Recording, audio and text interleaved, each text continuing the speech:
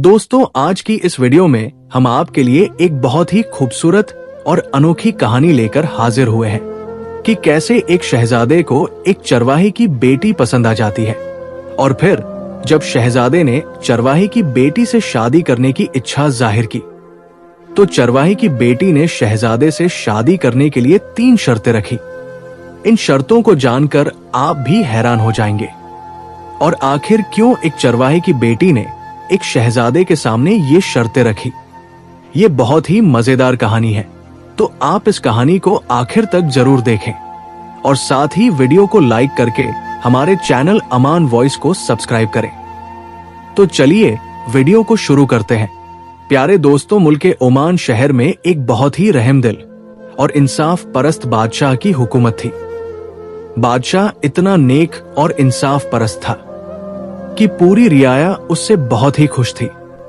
इस बादशाह की हुकूमत में शेर और बकरी भेड़ एक साथ एक नहर में ही पानी पीते थे। दोस्तों, बादशाह का सिर्फ एक ही बेटा था जिसका नाम हैदर था। हैदर निहायत ही घमंडी और जिद्दी था। इकलौता होने की वजह से बादशाह ने उसे बहुत लाड प्यार से पाला था, जिसकी वजह से इसकी आदतें बिगड़ गई थी और ये बहुत जिद्दी बन गया था। एक बार शहजादा अपने दोस्तों के साथ एक घने जंगल में शिकार पर गया। जब शहजादा जंगल में शिकार कर रहा था, उसी वक्त शहजादे की नजर एक बहुत ही खूबसूरत चरवाहे की बेटी पर पड़ी जो अपनी बकरियां चरा रही थी और वहां पर बैठी हुई बहुत ही खूबसूरत लग रही थी। शहजादा उस चरवाहे की बेटी को देखता रह गया, क्योंकि शहजादे ने आज से पहले इतनी खूबसूरत लड़की नहीं देखी थी। उसे ऐसा लग रहा था जैसे कोई अप्सरा आसमान से उतर आई हो। शहजादा एकटक होकर काफी वक्त तक उस चरवाहे की बेटी की तरफ देखता रहा, लेकिन जैसे ही चरवाहे की बेटी की नजर शहजादे पर पड़ी, उसने तुरंत अपने चेहरे पर नकाब कर लिया और वहां से चली गई। शहजादे को एक चरवाहे की बेटी की इस हरकत पर बहुत गुस्सा आया। उसे लगा कि एक गरीब चरवाहे की बेटी होकर इसने मेरा अपमान किया है। फिर शहजादे के दोस्त वहां पर आ जाते हैं और फिर शहजादा महल की तरफ अपने दोस्तों के साथ निकल पड़ता है। शहजादा घर तो आ जाता है, लेकिन अपनी जिद्दी और घमंडी आदत की वजह से वो घर पर आकर उस लड़की को नहीं भूल पाता है। वो अपने कमरे में खुद को बंद कर लेता है और ये जिद कर बैठा कि अब वो शादी करेगा तो इस चरवाहे की लड़की से करेगा, वरना करेगा ही नहीं। जब ये बात बादशाह सलामत तक पहुंची तो वो बेहद नाराज हुए और अपने बेटे शहजादे से बोले, तुम्हारा दिमाग तो खराब नहीं हो गया? अब एक चरवाहे की बेटी हमारी सल्तनत की शहजादी बनेगी। तो शहजादा कहने लगा कि मैं इन बातों पर यकीन नहीं रखता हूं। मैं बस एक ही बात जानता हूं कि मैं शादी करूंगा तो उसी लड़की से करूंगा। बादशाह सलामत बचपन से ही अपने बेटे शहजादे की हर जिद को पूरा करते हुए आए थे, लेकिन यहां मसला कुछ और था, क्योंकि बादशाह को अपनी सल्तनत और रियाया के सामने अपनी इज्जत का भी ख्याल था। कई दिन तक ये बहस चलती रही और आखिर में बादशाह को झुकना पड़ा और बादशाह ने अपने बेटे की जिद के आगे मजबूर होकर उस चरवाहे के घर अपने सिपाहियों को ये पैगाम लेकर भेजा कि उन्हें महल में राजा ने बुलाया है। और दूसरी तरफ बादशाह अपने वजीर से मशवरा करने लगा। वजीर ने कहा, बादशाह, छोटा मुंह बड़ी बात, शाही घरानों में शहजादों की तो बहुत सारी बीवियां होती है, ये भी किसी कोने में पड़ी रहेगी। आप फिक्र ना करें और शहजादे को ये शादी करने दे, क्योंकि शहजादा जवान है और गर्म खून है। अगर आप उसे रोकेंगे तो वो कुछ भी कर सकता है। बादशाह वजीर की बात से सहमत हो गया और उसने सोचा कि कुछ दिन तक चरवाहे की बेटी के साथ रहेगा, फिर खुद ब खुद इसका मन भर जाएगा। दूसरी तरफ जब चरवाहे के घर ये पैगाम पहुंचा कि बादशाह ने उनको महल में बुलाया है, तो चरवाहा और उसकी बीवी ये पैगाम सुनकर ही कांपने लगे कि पता नहीं हमसे कौन सी खता हो गई है जो बादशाह ने हमें महल में बुलाया है। दोनों मियां बीवी बहुत ही डरते डरते बादशाह के महल में बादशाह के सामने हाजिर हुए। बादशाह ने कहा कि हमें आपकी बेटी का रिश्ता चाहिए, क्योंकि हमारा शहजादा आपकी बेटी को पसंद कर चुका है। चरवाहा कुछ देर तक सोचता रहा और फिर बोला कि हम इस बारे में आपको अपनी बेटी से पूछकर बताएंगे। बादशाह को चरवाहे की इस हरकत पर बहुत गुस्सा आया। उसे लगा कि ये चरवाहा जो अपनी बेटी का नाम देखकर मेरे पैगाम को टाल रहा है, लेकिन फिर भी बादशाह सलामत खामोश रहा और कहने लगा कि ठीक है, अपनी बेटी से मशवरा करके मुझे इत्ला कर देना।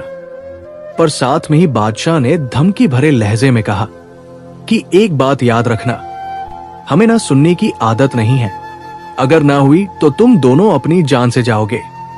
चरवाहा और उसकी बीवी दोनों घर वापस लौट कर आए और ये सारी बात अपनी बेटी को बताई और उससे सलाह मशवरा किया। चरवाहे की बेटी बोली, ठीक है, मुझे ये रिश्ता मंजूर है। मैं नहीं चाहती कि मेरी वजह से आपकी जिंदगी में कोई खतरा आए, लेकिन शादी करने से पहले मेरी 3 शर्तें हैं। अगर शहजादा इन शर्तों को मान लेता है तो मैं उससे शादी करने के लिए तैयार हूं। चरवाहा और उसकी बीवी ने अपनी बेटी से पूछा कि आखिर बेटी तुम्हारी शर्तें क्या है और तुम्हें शहजादे के सामने इस तरह अपनी शर्तों को रखने से खतरा हो सकता है। लेकिन चरवाहे की लड़की बोली कि मैं अपनी शर्तें सिर्फ शहजादे को ही बताऊंगी। अगर शहजादे को मेरी ये शर्तें मंजूर है तो वो मुझसे आकर मिले और मेरी शर्तें सुन ले। अगर उन्हें शर्तें मंजूर हो तो मैं शादी करने के लिए तैयार हूं, वरना मेरी तरफ से ना है। अगले दिन चरवाहा और उसकी बीवी दोनों बादशाह के पास महल में गए और अपनी बेटी का पैगाम बादशाह तक पहुंचा दिया। और फिर बादशाह ने शहजादे को दरबार में बुलाया और कहा कि आपकी होने वाली बीवी तो अभी से शर्तें रख रही है, क्या आप उनकी शर्तों को जानना पसंद करेंगे? शहजादा बोला कि हाँ, हम जरूर जाएंगे और देखेंगे कि आखिर वो कौन सी शर्तें रखती है। आखिर हम भी तो देखें कि एक चरवाहे की बेटी में इतनी अकड़ और घमंड कहां से आया है। ये कहते हुए शहजादा चरवाहे और उनकी बीवी दोनों के साथ उनके गरीब खाने पहुंच गया, जो कि एक बहुत ही छोटा सा घर था। सिर्फ 2 ही कमरे थे, जिसमें एक कमरे में चरवाहा और उसकी बीवी रहते थे और मकान के ऊपर वाले कमरे में लड़की रहती थी। जब शहजादा घर के अंदर गया तो लड़की ने बीच में पर्दा कर रखा था और पर्दे के एक तरफ लड़की और दूसरी तरफ शहजादा बैठ गया। फिर कुछ देर के लिए खामोशी सी छा गई। अब शहजादे ने कहा कि यहां हम आपकी शर्तों को सुनने आए हैं। लड़की बोली कि हमारी पहली शर्त यह है कि हम आपके साथ एक साथ रात नहीं गुजारेंगे। हम महल में सुबह को आया करेंगे और शाम होते ही अपने घर वापस आ जाएंगे। पहले तो शहजादे को यह सुनकर बहुत गुस्सा आया, लेकिन फिर शहजादे ने सोचा कि ये धोबी की बेटी क्या और इसकी बात क्या। 2 दिन ये महल में रहेगी तो इसको वहां के ऐशो आराम की आदत हो जाएगी। फिर भला ये महल छोड़कर क्या इस कुटिया में आना पसंद करेगी? शहजादा बोला, मुझे मंजूर है। लड़की बोली, मेरी दूसरी शर्त यह है कि ना ही आप मुझे हाथ लगाएंगे और छूने की कोशिश भी नहीं करेंगे। ये सुनकर शहजादे को दिल ही दिल में बहुत हंसी आई, लेकिन वो सोचने लगा कि ये तो सब हो ही जाएगा और उसने लड़की से कहा कि चलो, हमें तुम्हारी ये शर्त भी मंजूर है। लड़की बोली कि मैं महल में पानी भी नहीं पीऊंगी और ना ही मुझे इसके लिए कोई मजबूर करेगा। तो शहजादा बोला, चलो, हमें ये भी मंजूर है। लड़की बोली, मेरी तीसरी शर्त यह है कि अगर आप कभी भी मुझे छूने की कोशिश करेंगे तो उसी वक्त हमारा रिश्ता खत्म हो जाएगा और मैं महल में कभी वापस नहीं आऊंगी। ये सुनकर शहजादा सोचने लगा कि ये बेवकूफी भरी बातें हैं, ये सब तो बाद में हो ही जाएगा। और फिर शहजादी ने कहा कि हमें तुम्हारी तीनों शर्तें मंजूर है। लड़की ने कहा, ठीक है, शादी की तैयारी शुरू कर दीजिए। शहजादे ने महल में जाकर शादी की तैयारी शुरू कर दी। शहजादा सिर्फ वजीर और कुछ महल के खास लोगों को लेकर लड़की से निकाह करने के लिए गया। अब लड़की शहजादे के साथ एक बड़े से घूंघट में शादी के बाद महल में आई और फिर शहजादे के साथ बिस्तर पर बैठने की बजाय वो बेड्स के बराबर में पड़ी एक कुर्सी पर बैठ गई। बादशाह और मल्लिका तो पहले ही इस शादी के खिलाफ थे और इसीलिए वो शादी में शामिल भी नहीं हुए थे। बस एक शहजादे की सरचढ़ी बांधी थी जो बार बार कमरे में आ जा रही थी। पूरा दिन निकल गया। अब शाम हो गई। शहजादी को बांदी ने आकर बताया कि शाम हो चुकी है और गाड़ी तैयार है। दुल्हन गाड़ी में बैठी और अपने घर चली गई। दूसरे दिन फिर दुल्हन महल में आई और अपने वही कपड़े पहने हुए इस कुर्सी पर बैठी रही। महल में ना उसने कुछ खाया ना पिया, पूरा दिन ऐसे ही निकल गया और शाम होते ही वापस चली गई। इसी तरह से 1 दिन, 2 दिन और 3 दिन निकल गए और फिर ऐसे ही महीने बीत गए। लेकिन यही मामल रहा। शहजादा बहुत परेशान और फिक्र करने लगा और टेंशन में आ गया। जिस चेहरे को देखकर उसने अपनी इज्जत, अपनी शोहरत, सब कुछ दांव पर लगा दी। अपने वालिदैन को नाराज किया। आज वही चेहरा उसको अपने महल में देखने को नहीं मिल रहा था, क्योंकि वो लड़की हमेशा ही घूंघट में रहती थी। रोज का यही मामूल बन गया था कि दुल्हन रोज उन्हीं पुराने कपड़ों में महल में आती, उसी कुर्सी पर बैठती, किसी से बातचीत ना करती और ना ही महल में कुछ खाती पीती और शाम होते ही अपने घर वापस चली जाती। अब महल में भी इस पर बातें होने लगी और हर तरफ लोग इसी बारे में बातें करने लगे। ये सब कुछ शहजादा देख और सुन रहा था, लेकिन वो मजबूर था क्योंकि वो पहले ही उस लड़की की शर्तें मान चुका था। एक दिन शहजादे ने चरवाहे को अपने महल में बुलाया और कहा कि तुम अपनी बेटी को समझाते क्यों नहीं हो? हम यहाँ के शहजादे हैं और हमारे वालिद पर महल में तरह तरह की बातें हो रही हैं। चरवाहे ने शहजादे से कहा, अगर जान की खैर हो तो कुछ अर्ज करूं। तो शहजादे ने कहा, बताओ। चरवाहे ने कहा, दरअसल वो हमारी लड़की नहीं है। कुछ वक्त पहले वो हमारे घर आई थी और हमसे कहने लगी कि मेरे आगे पीछे कोई नहीं है, मुझे अपने घर में रख लो। वो बहुत ही खूबसूरत, मासूम और नादान लग रही थी। और फिर मेरी बीवी ने भी कहा कि अकेली जवान लड़की कहां जाएगी, उसकी इज्जत और उसकी जान को खतरा हो सकता है। और फिर हमने सोचा कि एक दिन मरना भी है, मरने के बाद हम उस रब को क्या मुंह दिखाएंगे कि किसी की बेटी हमारे दरवाजे पर आई और हम उसको पनाह भी ना दे पाए। यही सब सोचकर हमने उसे अपने घर में रख लिया। हालांकि मेरी कोई औलाद नहीं है, लेकिन फिर भी मैं बेटी और बीवी की इज्जत करना बहुत ही अच्छे से जानता हूं। लड़की ने हमसे कहा कि वो हमें ऊपर का एक कमरा दे दे जो खाली पड़ा रहता था और किसी से ये जिक्र ना करे। तो मैंने और मेरी बीवी ने अपने ऊपर का कमरा उसको दे दिया और कुछ दिन के बाद उसकी एक मुलाजिमा भी उसके साथ रहने लगी। इससे ज्यादा हम उस लड़की के बारे में और कुछ नहीं जानते थे। क्या खाती है, कहां जाती है, कैसे रहती है, मैं और मेरी बीवी दोनों हम इस बात से बिल्कुल ही बेखबर हैं। बस कभी कभी ऐसा होता था कि वो मेरी बीवी के पास आकर बैठ जाती थी और उनकी बातें बहुत ही तवज्जो से सुनती थी और मेरी बीवी भी उसे अपनी बेटी की तरह ही मोहब्बत करती थी। इसके अलावा हमें उस लड़की के बारे में और कोई खबर नहीं है। हमने बिल्कुल वैसा ही किया जैसा कि उस लड़की ने कहा था। आपकी शादी का पैगाम हमने उस तक पहुंचा दिया और उसने जो शर्तें रखने को कहा वो हमने आप तक पहुंचा दी। मेरी बीवी और मुझे इस गलती के लिए माफ कर दे, ये कहकर वो चरवाहा वहां से चला गया। और अब शहजादा और भी ज्यादा परेशान हो गया, क्योंकि अब उसके सामने एक नया राज खुल चुका था जिससे वो मोहब्बत कर बैठा था। उसे उस लड़की के बारे में कुछ नहीं मालूम था।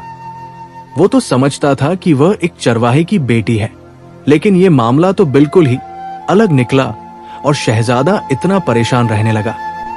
उसका अपने दोस्तों के साथ उठना बैठना, शिकार पर जाना, ये सब खत्म हो चुका था। उसको जिस चेहरे से मोहब्बत थी वो उसके करीब होकर भी अब उसके साथ नहीं था। अब शहजादा बहुत परेशान रहने लगा और कुछ दिन तक उसने अपने आप को एक कमरे में बंद कर लिया। यही मामूल चलता रहा।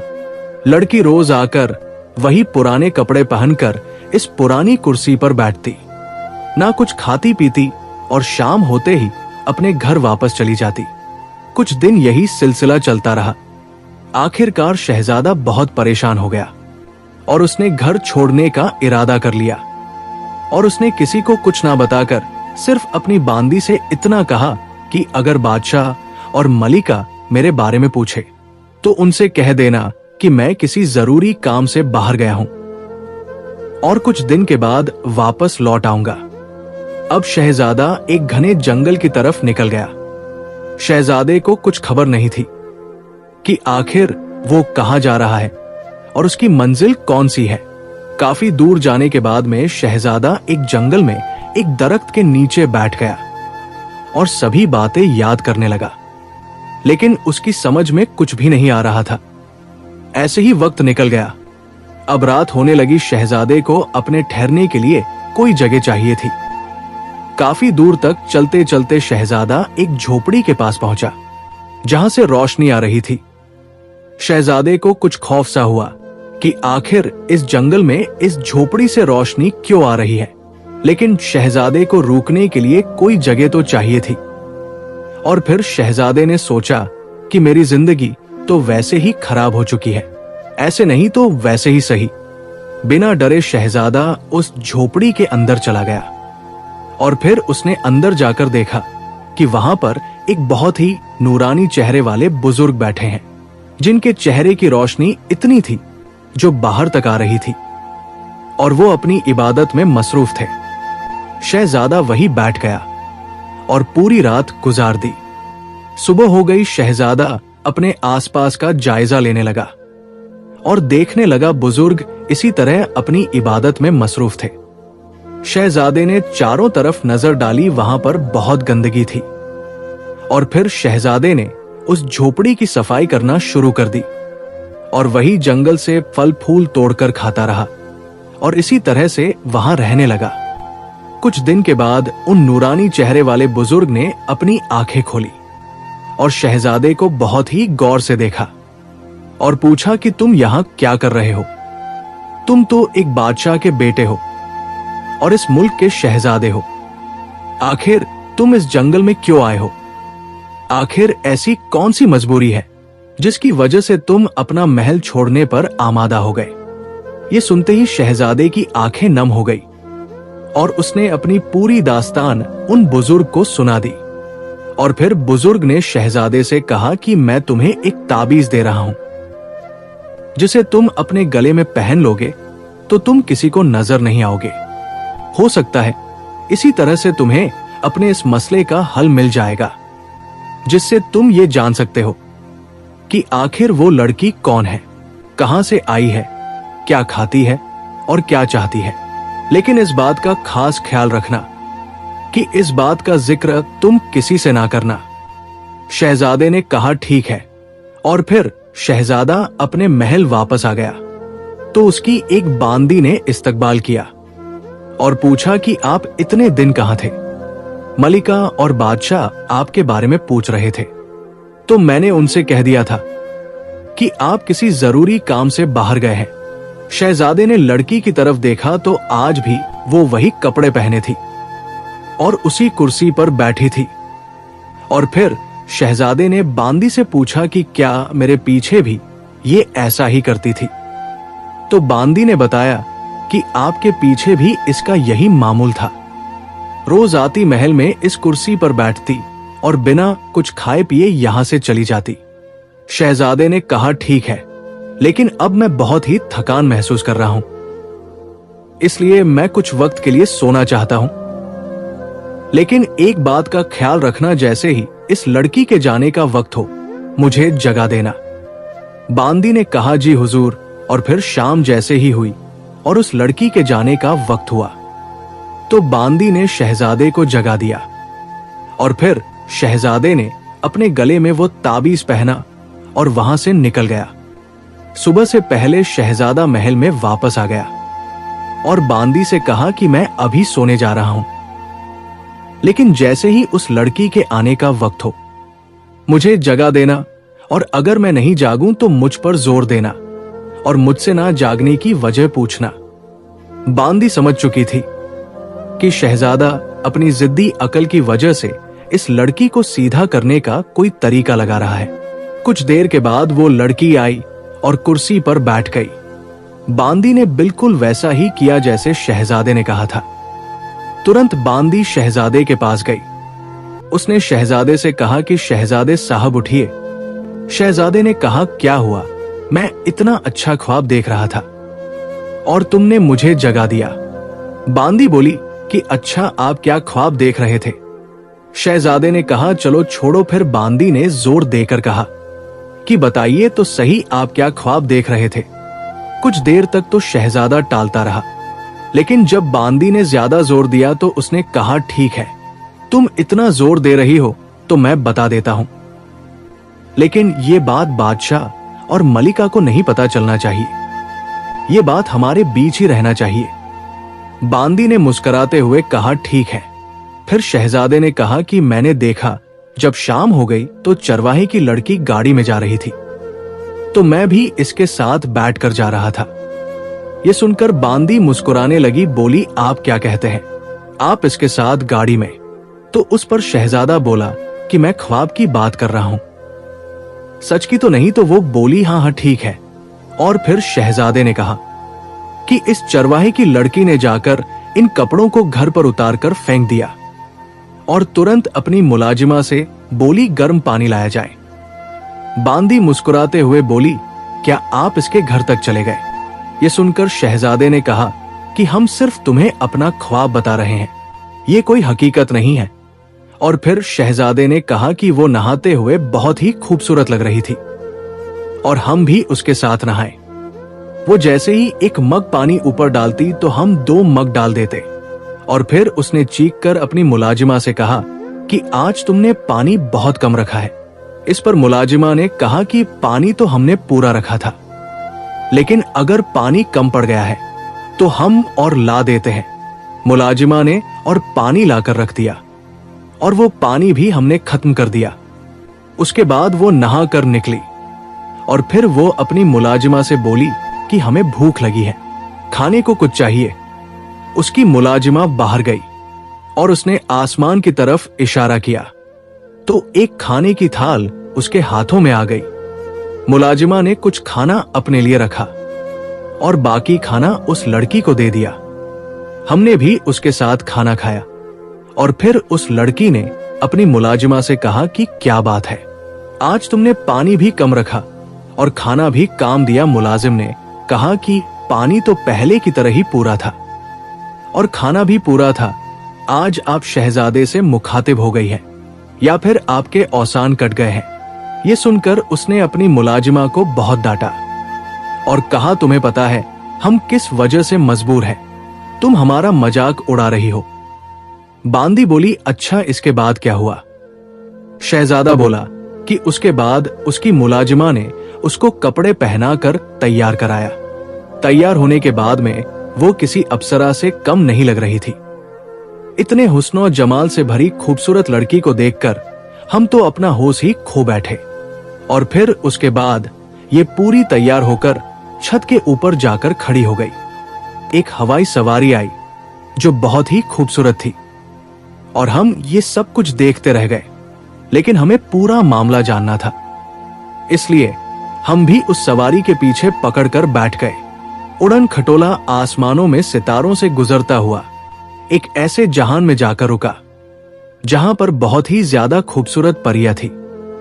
वहां पर हमने देखा कि एक बहुत बड़ा सा खूबसूरत बाजार लगा हुआ था, जहां पर एक बहुत ही हसीन और जमील मर्द एक कुर्सी पर बैठा था और उसके सामने बारी बारी से खूबसूरत परियां एक एक करके नाच दिखा रही थी और वो खुश होकर उन्हें बहुत सारे इनाम दे रहा था। और उसके वहां पर पहुंचते ही सारी परियों ने उसको झुककर सलाम किया, जैसे कि वो वहां की परियों की शहजादी हो। और फिर उसे देखकर वो हसीनो जमील शख्स कहने लगा कि तुम बिल्कुल सही वक्त पर आए हो, अब तुम्हारी ही बारी है। और फिर उसने नाचना शुरू कर दिया और फिर उसे शख्स ने एक बहुत ही कीमती अंगूठी अपने हाथ से निकालकर इसको दे दी। ये नाचने में इतनी मसरूफ थी कि उसने उस अंगूठी को वहीं पर डाल दिया और मैं भी वहीं पर मौजूद था। लेकिन मैं किसी को नजर नहीं आ रहा था और मैंने वो अंगूठी उठाकर अपने पास रख ली। कुछ देर के बाद मैं आराम करने लगी। उसके बाद फिर उस खूबसूरत आदमी ने इसको नाचने के लिए कहा और उसने नाचना फिर शुरू कर दिया। और फिर उसने एक बहुत ही कीमती रेशमी रुमाल इसकी तरफ फेंका। वो रुमाल भी मैंने उठाकर अपने पास रख लिया। शहजादा अपनी बांदी को ये सारी बातें बता रहा था तो पास में बैठी उस लड़की का भी घूंघट कुछ कुछ हटना शुरू हो गया। शहजादे ने चुपके से अपनी नजरें बचाते हुए देखा तो उसने देखा कि उसका घूंघट कुछ सरक रहा है। शहजादे ने ऐसा दिखावा किया कि वो उससे बिल्कुल बेखबर है और अपनी बातों में मशरूफ है। और फिर बांदी ने कहा, ठीक है, मुझे वो अंगूठी और रुमाल दिखाइए। शहजादा कहने लगा कि कैसी बातें कर रही हो, वो तो एक ख्वाब था। और फिर बांदी ने जैसे ही शहजादे की जेब में हाथ डाला तो उसमें अंगूठी और रुमाल निकल आया। ये देखकर शहजादा हैरान हो गया और कहने लगा कि वाह, ख्वाब की बातें भी सच होती है। ये तो बही अंगूठी है और ये भी बही रुमाल है। अब वो लड़की पूरी तरह से उनकी तरफ घूम चुकी थी और उनकी बातें बहुत ही दिलचस्पी से सुन रही थी। फिर बांदी ने कहा, अच्छा तो आप वापस कैसे आए? ये सुनकर शहजादे ने कहा कि बस इतना ही ख्वाब था, उसके बाद तुमने मुझे उठा दिया। ये सुनकर बांदी बोली कि कैसी बातें कर रहे हैं आप, अधूरा ख्वाब कैसे देख सकते हैं? ध्यान करिए और मुझे बताइए आगे आपने क्या ख्वाब देखा था। तो बांदी के बहुत ज्यादा जोर देने पर शहजादे ने कहा, ठीक है। उसके बाद फिर एक जश्न की तैयारी हुई और सारी परियां नाच चुकी। उसके बाद फिर उस लड़की की नाचने की बारी आई और फिर से ये धुन की ताल पर नाचने लगी और ढोल की ताल पर ये ऐसी नाची कि इसकी तारीफ करना नामुमकिन है। और फिर वो शख्स इसके नाचने से इतना खुश हुआ कि उसने अपने गले से एक माला उतारकर इसकी तरफ फेंकी और उसने वो माला भी डोली की तरफ फेंक दी। और फिर वो उस उड़न खटोले में बैठकर उस चरवाहे की छत पर उतर जाती है और मैं भी उसके साथ मौजूद था। और फिर मेरी आंख खुल गई। बांदी ने कहा, ठीक है, तो वो माला भी हमें दिखाइए। शहजादा कहने लगा, क्या जिद करती हो? अगर एक बात सच हो गई तो इसका मतलब ये नहीं कि हर चीज मेरे पास मिलेगी। लेकिन उसने बांदी को पहले ही सब कुछ समझा रखा था, इसलिए बांदी ने माला भी शहजादे की जेब से निकाल ली। अब लड़की ये सुनकर पूरी तरह उनकी तरफ तवज्जो देने लगी और अपनी कुर्सी से उठकर शहजादे के पास आ गई। उसका घूंघट भी पूरा उतर चुका था और उसने शहजादे की तरफ देखते हुए कहा कि अब जब तुम्हें सब कुछ पता ही चल गया है कि मैं इस दुनिया की नहीं हूं, मैं परियों की शहजादी हूं और यहां पर अपनी सजा काटने के लिए आई हूं। तो शहजादे ने कहा, अगर इस बारे में आप हमें पूरा सब कुछ बता दे तो हो सकता है हम आपकी कुछ मदद कर सके। ये सुनकर चरवाहे की लड़की बोली कि अब आप ये तो जान ही चुके हैं कि मैं इस दुनिया की नहीं हूं, बल्कि मैं परियों की शहजादी हूं। और वहां के बादशाह को मेरा नाच बहुत पसंद था।